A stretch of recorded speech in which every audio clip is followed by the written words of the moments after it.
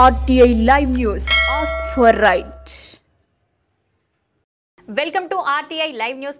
సాలూరు పట్టణం 26వ వార్డు వెంకటేశ్వర కాలనీలో ఉన్నత పాఠశాలలో సరస్వతీదేవి, మహాత్మా గాంధీజీ, భారతమాత విగ్రహాలను తన కలతో తయారు చేసి స్కూల్కి అందించారు. ఉచితంగా పాఠశాలలో వాటిని 26వ వార్డు కౌన్సిలర్ పి సన్యాసమ్మ ఆవిష్కరించారు. తదుపరి విగ్రహదాతను ఘనంగా సత్కరించారు.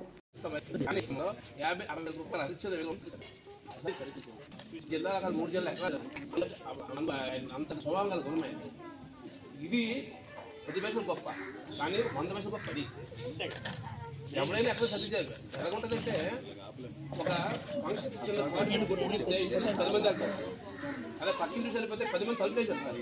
అమ్మ ఆల్రెడీ మైండ్లోకి వచ్చేస్తారు. ఇది కొంచెం ఆగాలంటే అంత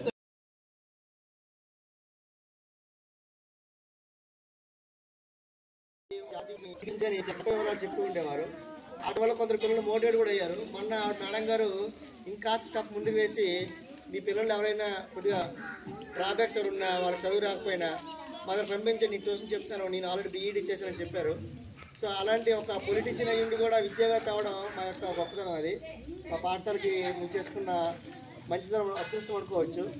ఇప్పుడు అలాంటి మేడం గారిని సత్కరించాల్సిందిగా మన కమిటీ మెంబర్స్ కోరుకుంటున్నాం. కమిటీ మెంబర్ గారు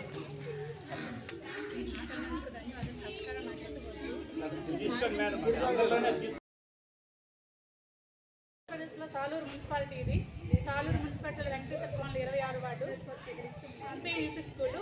ఇక్కడ స్కూల్ 2 రూపాయలతో రన్ అవుతుంది. చక్కగా వాళ్ళు విద్య అందించడం జరుగుతుంది. మా కాలంలో పెద్దలతో పాటు ఇక్కడ 6 గంటల సుబ్బారావు గారు ఆయన యొక్క కళను ఉపయోగించి మొట్టమొదటిగా మన స్కూల్కి 2021లో సరస్వతి విగ్రహాన్ని ఆయన స్వశక్తితో ఆయన కొన్ని కళని ఉంది కాబట్టి నేను ఇచ్చానని ఇచ్చారు.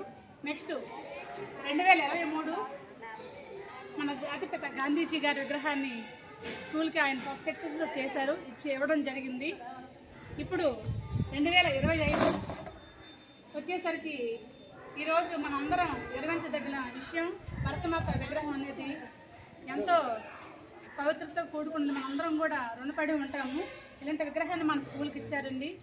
ఇలాంటి కళ ఉన్న వ్యక్తులు ఇలా ముందుకొచ్చి ఎంతో దాన్ని చేయరు. అంటే వందల్లో, లక్షల్లో, కోటల్లో నేను చెప్తున్నాను.